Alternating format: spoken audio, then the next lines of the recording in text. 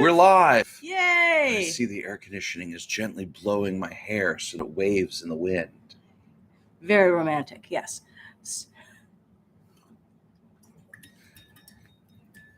All right, so I'm not looking like something out of the Lost City this morning, but it was a fun movie. That was a fun movie. Hello, and welcome to Midweek Mochas at the Owlery, our weekly live stream.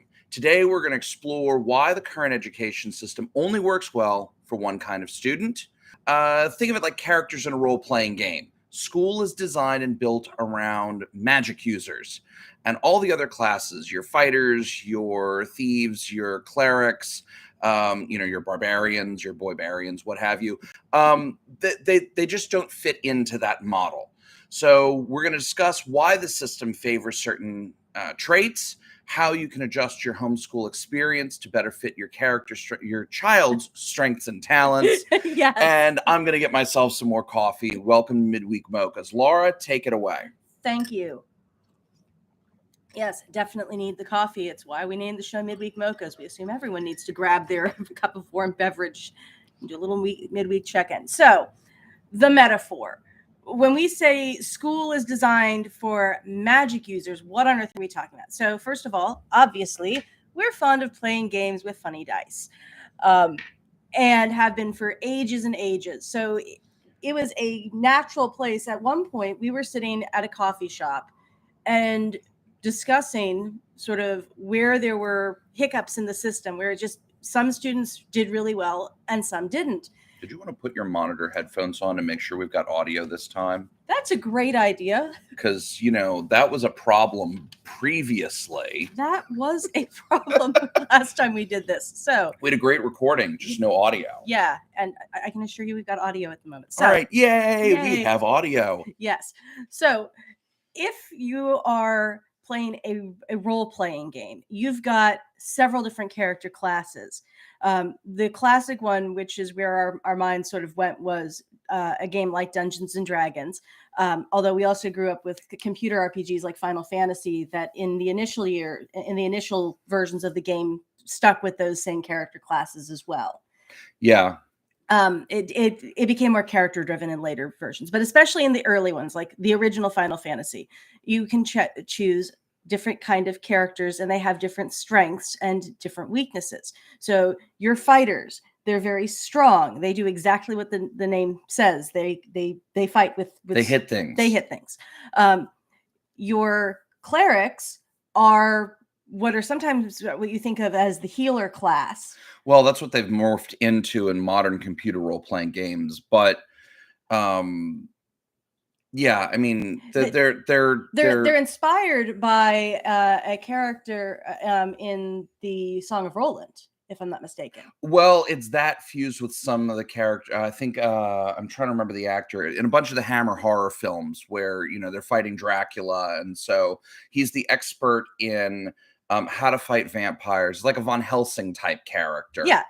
So if you saw the Von Helsing movies with Hugh Jackman, something along those lines. Yeah, he's definitely a fighter, but he's got some expertise. Yes. But the Hammer horror films were really where that character came from. Yeah.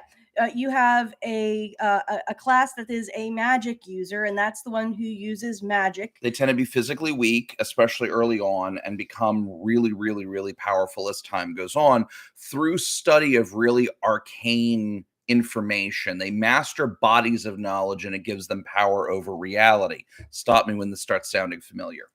Then you have your rogue or thief class, and that's the class of a character who's everything he learned on the street, probably. They're nimble, they're adaptable, they're very street smart. They have every skill they picked up was not learned from a book. It was something that they learned by doing.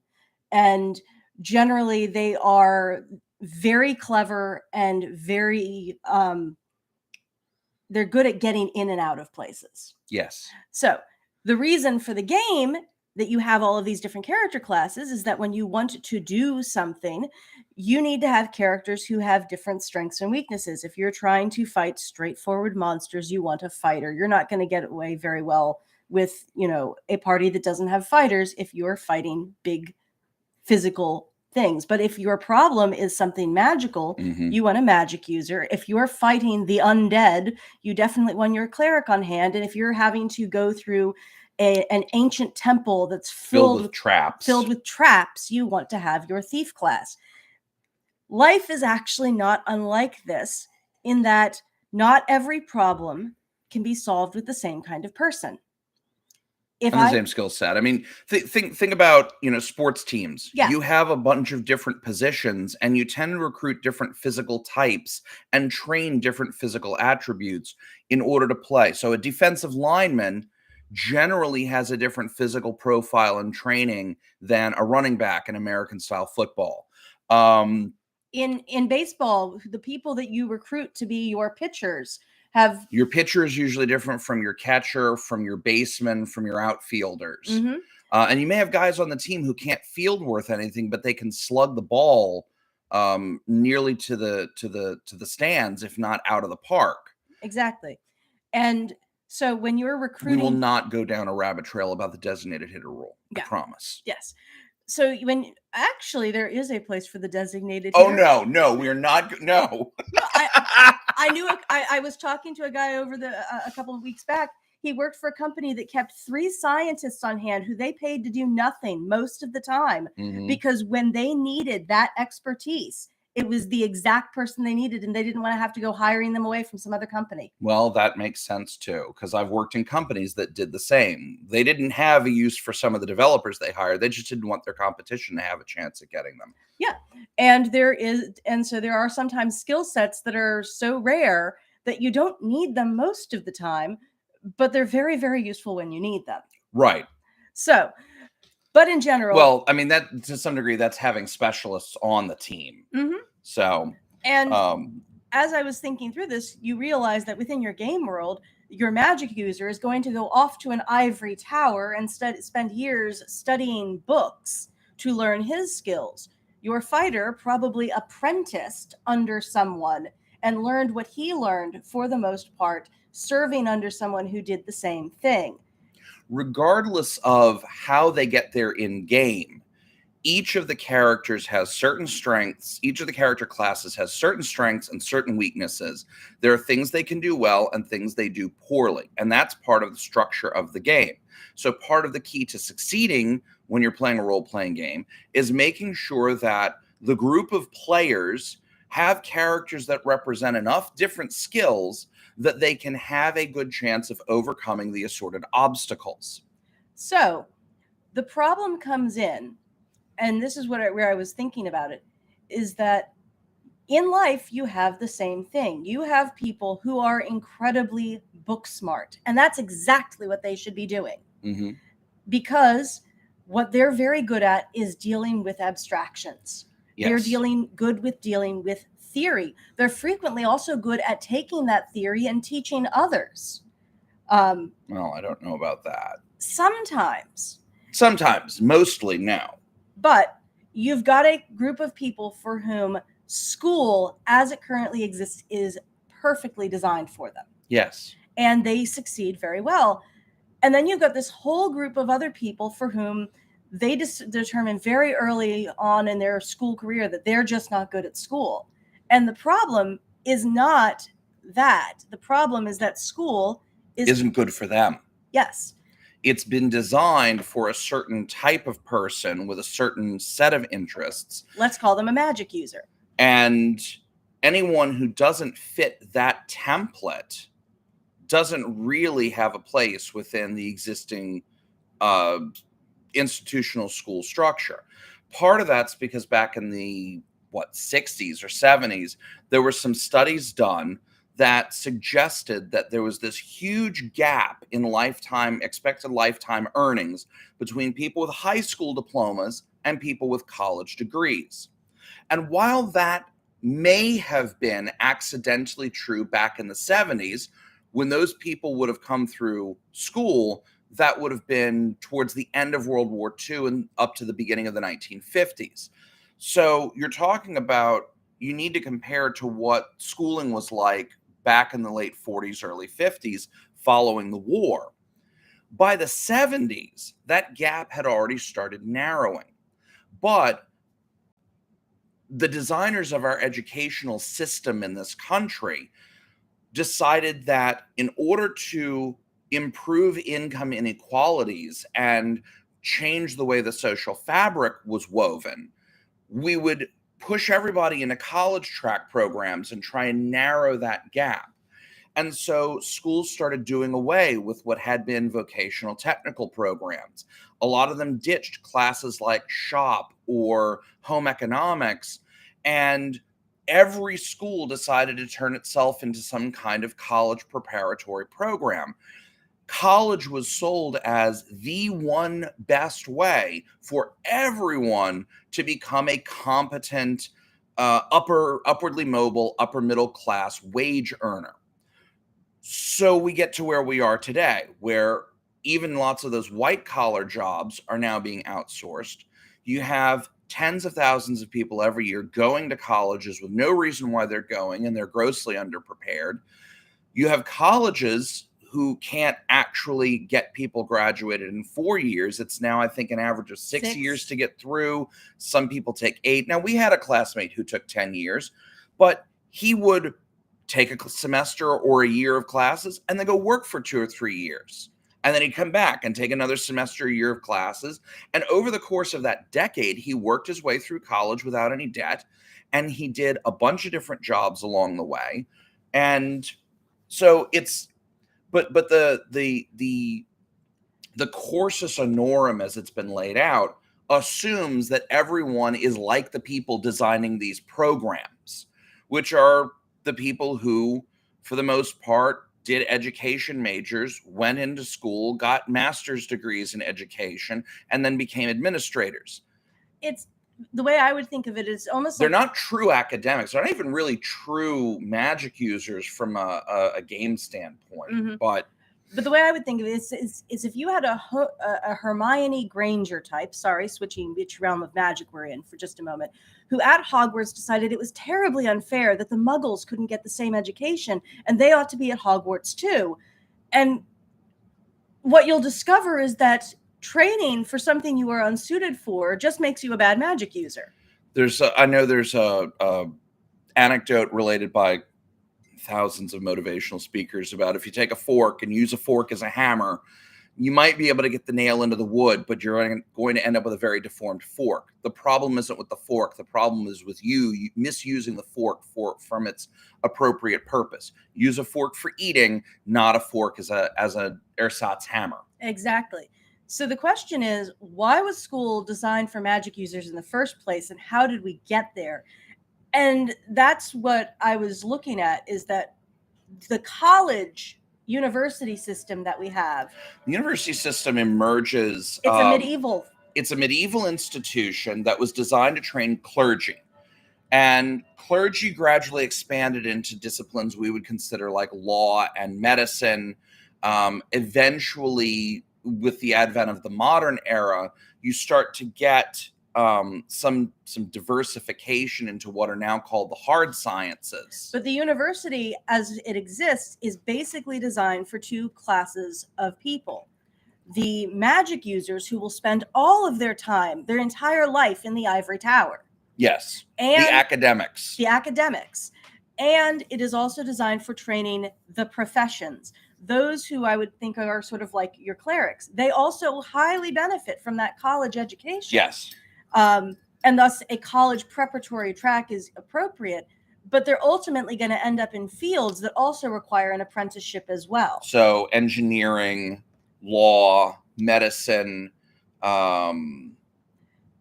that would be the one. Those would be the big ones. The clergy, the actual clergy in our world, because all of those are professions where there is a huge level of book knowledge needed to succeed. And that's a minimum barrier to entry. You then still need to get out and learn your craft. But for example, with something like the law, there was a time when you didn't have to go to law school to become a lawyer. Yes. You could instead read for the bar, where you would spend time in independent study of the material. Working under a lawyer. You had to work for a lawyer who was a member of the bar. And then after a certain period, he was invited to recommend you. And if I recall, that's actually sort of an extension of how it used to be done in the English system, where you would basically move into Yes. a set of lodgings and study for the bar under a barrister. And you would work as a clerk of the court, and you would study under a barrister or solicitor, and you would learn by immersion in that world the way to behave, and who was whom, and how to get around, as well as how to do your job. And so your clerics are the class of people who they need that university education, because at the moment that's the only way to get to that profession anyway. But it also is a profession that requires that large amount of book learning tied to then an apprenticeship for the field. Yes. But that's what you had, and that's what the university system was designed around. Right. Now, in the United States, at some point, we decided to merge that system, and it was a lecture-based system. You attended lectures, you would earn firsts or whatever. You could get, there was a degree of grading. If you graduated, you would be told what the quality of your scholarship was. Harvard and Yale were designed to try and ape the system in place at Oxford and Cambridge. Yes. But without any of the historical reasons that those systems developed at Oxford and Cambridge. And what ends up happening is it gets married to an American educational model, which is very much derived. It is commercially focused. It is commercially focused and uses the Prussian system of grading, of sorting out your students into your A students, your magic users, because it favors the magic users. It's going to go ahead and push them off to college where they belong. And it's going to say everyone else is not a good wizard. It's not going to say you should be somewhere else, which is the way the European school system works. They actually do have a degree of shuffling off. You see that in a lot of Southeast Asia as well. Yeah. They track students from a very early age, which deeply offends the American sense of egalitarianism, and you can be anything you want when you grow up. And the sad fact of the matter is most people can't be anything they want. I can spend as many hours as I want practicing basketball. I'm never going to be a Michael Jordan or even a Scottie Pippen, because, you know, I don't have the natural talents that, even honed by thousands of hours of practice, I might become competent, but I'm not going to be a great player. And that's the challenge, is that you have a system that's good at telling people you're going to be great in exactly one area, rather than tracking you off to the appropriate ones. And creating the impression that if you don't succeed there, then you have no social value. Correct. Which is a big part of why some people have decided to start homeschooling. Right. And so when we hit that era where we decided everyone's going to go to college, even for professions that it's like, really don't need it. No, you really don't need it. We then decided our entire system that fed into that was all aimed at college instead. So high schools become college prep, and vocational technical programs get cut or eliminated. Votech schools turn themselves into junior colleges or associate colleges or technical colleges, which is itself a really weird phenomena that has to do with how the United States government decided to finance education. Mm-hmm. Once they became technical colleges and started offering associate's degrees in welding or auto maintenance or what have you, those schools could now participate in the federal student loan program and federal grant programs. But then you feed people into colleges, many of whom are ill-prepared or temperamentally ill-suited to be in a collegiate program. And so the colleges have to spend a lot of resources doing what's essentially remedial work that should have been done in high school. Then they push that off into graduate school. So you're reaching a point where in some professions, you need a master's degree before they'll consider that entry level. Mm-hmm. But by the time you've accumulated the debt associated with earning a master's degree, you can't afford to take those entry level positions in your desired profession.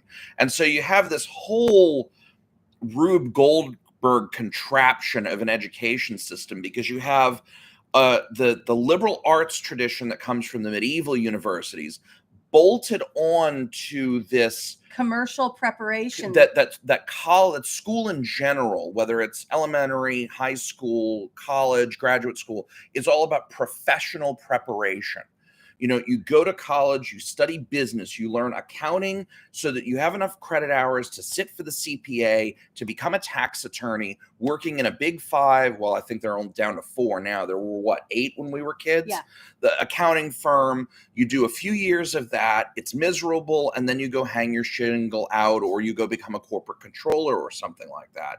And like, there's this clear path, and everyone's expected to follow it, whether they're well suited to it or not. Some of the best sales guys I worked with years ago were athletes who majored in history because somebody told them they had to go to college. They had no interest in going to college. They were friendly. It was a way to play a few more years of football. It was a way to play a few more years of football and come to accept that they didn't have a shot at the pros, whether because they weren't operating at that level, or they were injured. They became injured. And then when they got out of college, they needed to find a way to pay for everything. They ended up in sales because they had good outgoing personalities, and they had a lot of discipline honed from playing team sports their whole lives. But I think the thing that one thinks about is those athletes are your fighter class. Yeah. That's a class of people that might have been served better. Did you really need the history degree for sales? Sales is taught as It's a skill. It is a skill. You can teach a college dropout or even a high school dropout how to become a fantastic salesman. Sometimes more easily than the people with MBAs. Almost certainly. And so the question is, what can you do? Because on the one what hand, can you do? What can I do as a parent who said, okay, the system has significant flaws that I can't fix no matter how much I agitate at local school board meetings or how involved I get in my local institution. For whatever reason, we're pulling the kids out. We're going to educate at home. What can we do differently? And the first thing I would say is recognize that you don't have to replicate that model. You don't have to train every student as if they're going to college. And you don't have to treat a liberal arts education as if it is a career prep program. Right. It is a separate thing.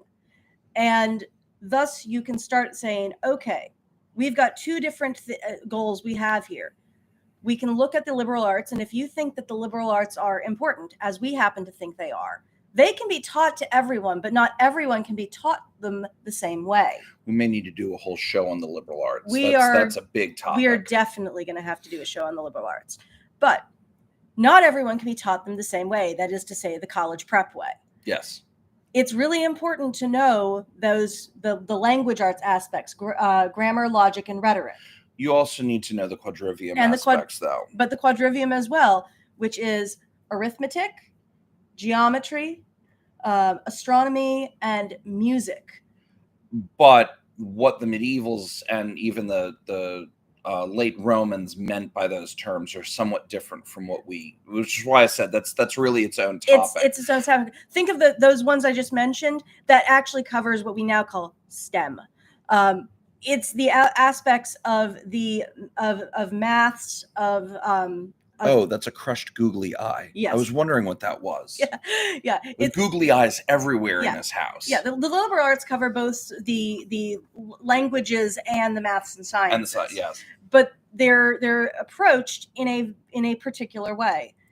And well, they're normally approached in a particular way. So we have our oldest is currently looking at applying to colleges, and he has spent the last 4 years reading the great books with an online program, discussing and seminar, and having weekly seminar style discussions with a small group. They read, like they'll read a book a week basically, and then they spend a couple of hours discussing it, and then they write essays on it. And there's not as much lecture, but it's very much the sort of thing that we did in our undergraduate curriculum and that I did in some of the high school classes that I had. We have another son who is as interested in reading the books, but he reads more slowly. He takes more time to process, and he's not interested in a college prep track approach. He's looking at several different trades that he's much more interested in. And so while and I need to make clear, because this is the thing that's going to confuse a lot of people as they're trying to figure out, where is my child going to fit best in? He's really smart. He'll say something, an observation about economics or politics or something based on our conversations, and he'll make really keen, sharp observations. Yes. And he does do some philosophical thought. These are all aspects of the liberal arts. But the way he approaches it is not that classic magic user way. The liberal arts are appropriate to every man, but after all, one of the first great philosophers, Socrates, was a stonemason. He was.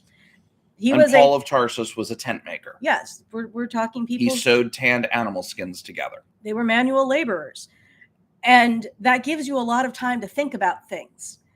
And that's very different from someone who is from the scribe class. One of the online teachers of languages we've followed for many years, he would supplement his income for years as a house painter because it allowed him to just throw headphones on. Back then it was headphones. Now I'm sure it would be earbuds. AirPods. And well, he wouldn't do AirPods. He would stick with earbuds, wired up. But and listen to audiobooks. Yeah. And so he could listen to dozens of books in a month while painting houses. Mm-hmm. And it gave him time to think and to reflect. And he didn't enjoy his college experience, as I recall. Yeah. Lots of people don't. But at this point, he is very much a polyglot and a teacher, as he's teaching other people for language to not be scary. Right. So what can you do? Well, that starting point is definitely looking at, okay, it doesn't have to imitate the college prep track. We may still want to cover the same subject areas, but we can start thinking a lot more creatively. Because if you're finding that you're having a student where reading something in a book, it doesn't click. Mm-hmm. It doesn't make sense. This is a place where getting physical is going to be an important part. Taking it out of the abstract and into the concrete, because the truth is most of us learn not when we are doing something in the abstraction, describing, you don't tell children what a bird is and then hope someday they'll see something that's like, oh, that must be a bird. It has feathers and a beak and lays eggs. How do they even know it lays eggs if they see it flying? Right. And how would they recognize that a flightless bird is still a bird? However, they learn from the concrete. They see all of those different birds, chickens and emus and hawks. And we describe each of those things as a bird, and they start to understand birdness. For most of your students, you're going to have to start with the concrete for those abstractions to start making any sense. Yes. And getting physical with a lot of them is exactly what you need to do, which is why I mentioned earlier astronomy. Astronomy for the medievals, yes, it involved looking at the heavens. And you can definitely do that. Get a telescope, get outside, do some stargazing. Just do some naked eye astronomy. Yeah. I mean, you don't need a telescope to do astronomy.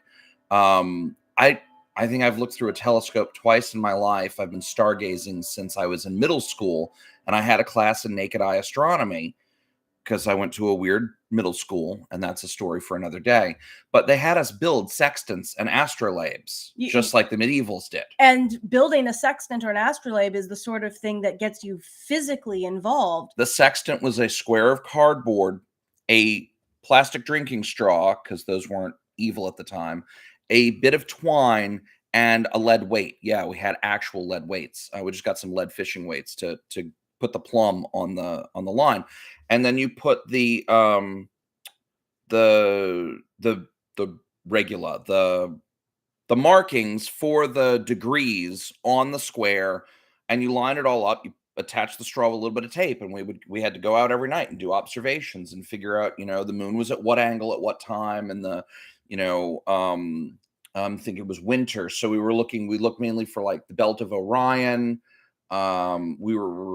You might have been looking at Taurus or Sirius. Probably Sirius, because my recollection. We were in the city, So it had to be stars bright enough to be seen through the light pollution of a So city. you would have been able to see Orion, Canis Major, obviously Ursa Major, and you probably actually could see Taurus. Yeah. He's visible at about the same time.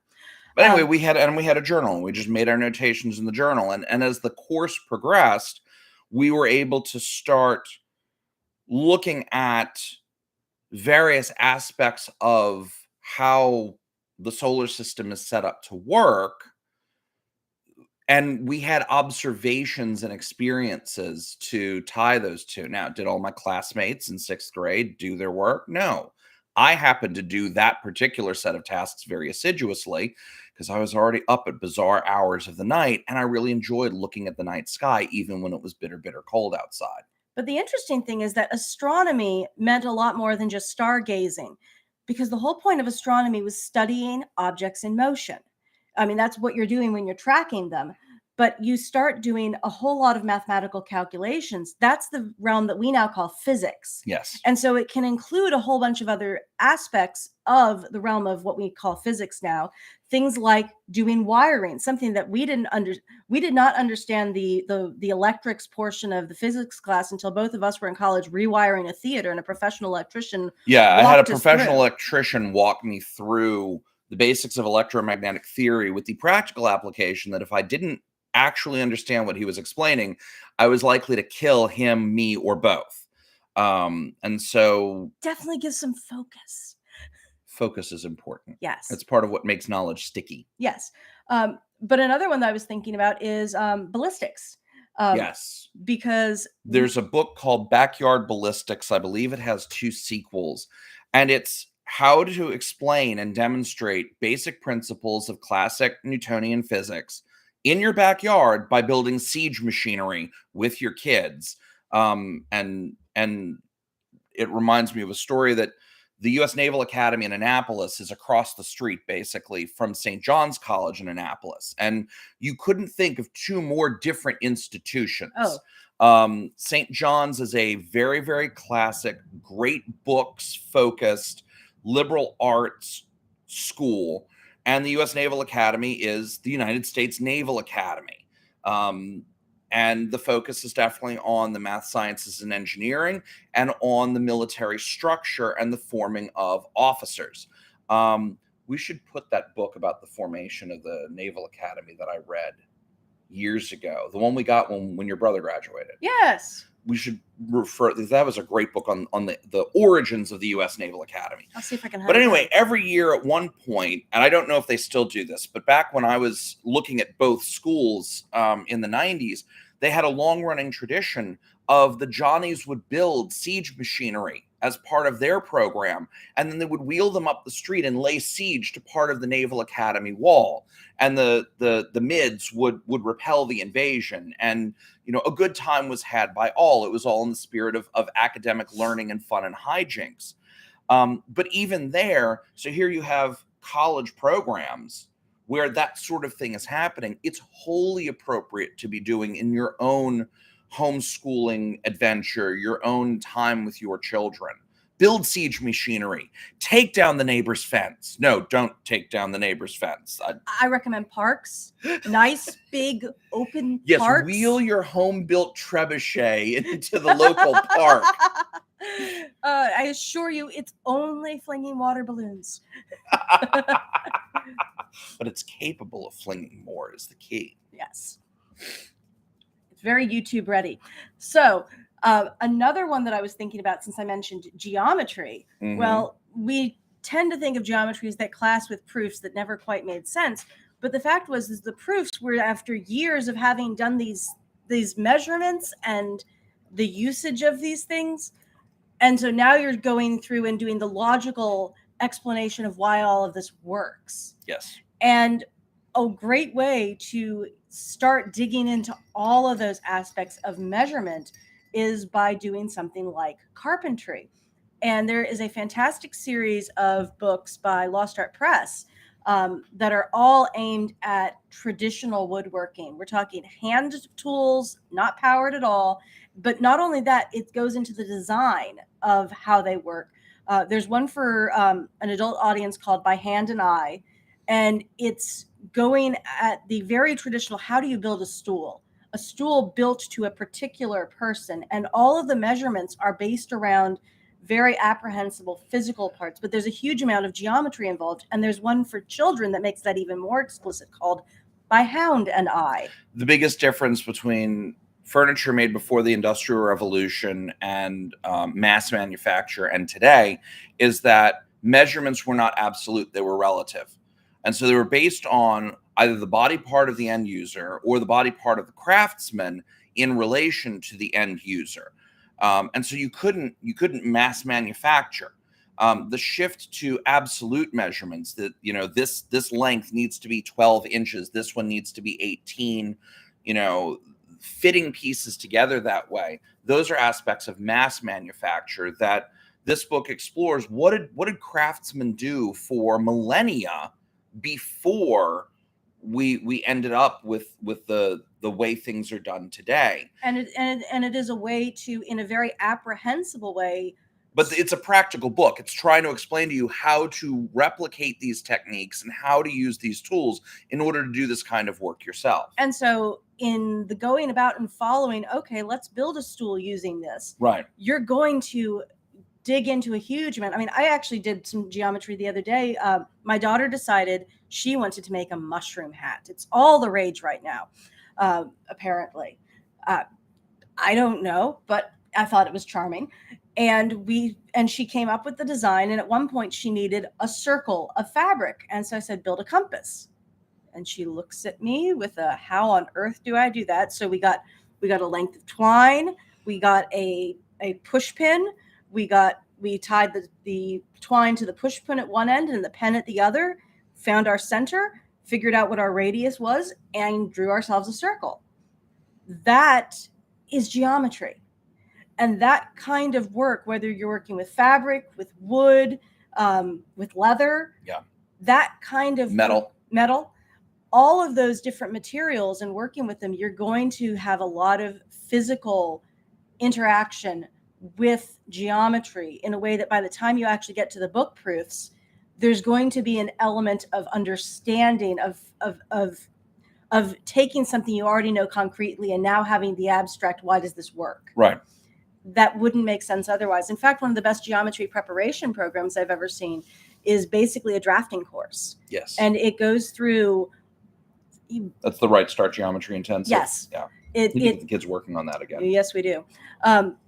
But it is a book course, but it's a book course that's basically, here is a book giving you exercises that you can do in drafting that are going to, by the time you actually deal with geometry, you have an intimate understanding of triangles, of all of your polygons. And you could pick up a practical draftsman's course if you wanted to, in any number of disciplines. And you understand why it works. You've got that knowledge of angles, and you've done those angles so well that by the time you've got a 30-60 triangle, you know what all those should look like. Yeah. And so getting physical with these areas is going to be a way that's going to help your students who are not so book learning heavy. It'll help the ones who are book learning heavy too, because one of the biggest problems with the way we have approached education for at least 60 years in this country is an excessive emphasis on the book learning, because that's easier to organize when you've got 30 kids in a classroom and one teacher with maybe one aide, and you're trying to run them through an industrial process. And it can get really chaotic if you try to get everyone up and doing something. And that classroom, when you're running a one-room schoolhouse, or you're doing that sort of pro-am combo of you have some tutors and or online courses blended with some work that you're doing at home, exploring the more concrete and tangible aspects is one way to go. There are plenty of good programs. I've got a friend who teaches physics at a local prep school, and for years he's overseen a rocketry club. He's got students doing robotics. I know we've got friends whose kids are doing like Lego clubs where they're doing building, and then some of that branches off into, at least what when we were kids was Lego Technic, where they make moving contraptions using Lego pieces. Lego's got a whole robotics thing now because you can use those pieces and build functional robots with them. And so what tends to be thought of as an enrichment activity is really where the real learning occurs. Yes. Because it's learning to experiment, fail, adapt, try again, experiment, and iterate through to solutions. That's an essential life skill. And it helps create a character of inquiry. And okay, that didn't work. Why didn't it work? Oh, maybe I should try this. Okay, that really didn't work. All right, let's try going back to what sort of worked. And you learn to work through a problem, but you also get a concrete grounding in how does the world work? How do these things work? And you think through them, and that's what allows you to grow and adapt and thrive regardless of what the vicissitudes of life throw at you. Yeah. Another thing that you can do is use games. And this is a huge area, but if you're trying... We had a whole podcast series on this once upon a time. We did. And I'll throw a link to it in the show. Okay. Because I think 90% of what we did ended up on YouTube also. Okay. So I can throw a link up there. We had a whole podcast on using games in education. If what you're trying to do is help continue to teach for students who are not doing well with that apprehension. If you've got a child who really doesn't like school, if you pulled them out because you were getting the I hate school and you started looking, this might be your future entrepreneur because they're a very out of the box kind of thinker.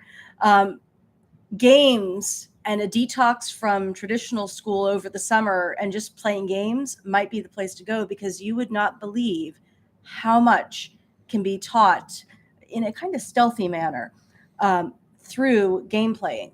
Now, some of them are more obvious. Like I love Wingspan. Wingspan is the game to play if you are doing study of birds. You will get thrown so many birds and learn all kinds of things about them, from their size to their habitat to what kind of to their wingspan. But there's others. Chess is much more abstract, but it's a game of strategy and of learning to think not just in the moment, but to start thinking of possibilities. Yes. And so regardless of what the kind of game is, if you're playing board games, you can start finding games that are going to reinforce and enrich and provide physical grounding for your education. Monopoly for place value. Yeah. And that's just the start of things Monopoly can teach. Right. And that's a readily accessible game that most people may even have in their closet before we start getting into some of the... And it's not even one of the better games that's out there. No. I mean, it's got its issues, but... So games are another way that you can start adding in something a little bit different from a standard college prep track that's still going to add to your classroom. But I think the ultimate thing is what you're trying to do is rethink the end goal. Before you start doing what's been done before. Is it rethinking the end goal, or is it rethinking the means to getting to the end? I think it's a little bit of both, because to some degree, the means has presumed a particular end. Okay, that's fair.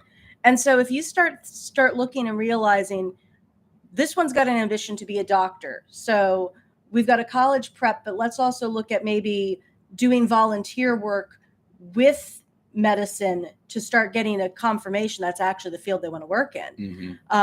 Because there is that practical aspect of doctors or of medicine or nursing, that if you actually do some volunteer work in an office or at a hospital, you'll get a sense of whether that's actually the field you want to spend time in.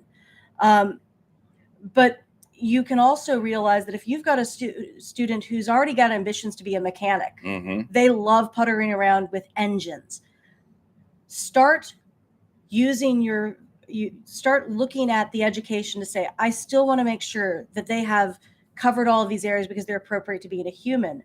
But I need to already start tailoring to say the goal is to get them through their high school education and then help them find a program that's going to teach them what they want to do in life. And if that program is not a collegiate program, you can start retailoring all of their schooling towards that end. Okay, I see what you're saying. Yeah. So what you're trying to do is, we still need to learn English composition, but the goal isn't to write essays with the ultimate goal being writing a doctoral dissertation. The goal is to be able to write clearly and persuasively so that they can express themselves. Right. And that's a very different end goal for doing the same activity, and that changes and colors how you approach teaching it. And that knowledge of that, keeping the end in mind, helps you to say, all right, we're trying to learn physics. What's the purpose of learning physics for this student? Mm-hmm. And every student ought to learn it, but why they're learning it and to what end will change the focus of how you want to teach it. In embracing the adventure of home education, you are withdrawing from an industrialized process that is not designed to suit every individual. So take advantage of that and find the ways to meet your kids, your students, where they are in order to help them flourish into the adult human beings they can become. Exactly. And so with that, I think in other episodes, we may address one of those big underlying questions. It's like, I live in a state where I have to document everything. All right, we have There are tons of resources to help with that already. There are, and we can point them towards that in another episode. Yeah. Because as we pointed out, it's not, we're just going to drop maths and sciences. We're going to change how we teach them. In further episodes, we can probably if we're going a more experimental or altered route, how do you continue to document? We'll do that in another episode.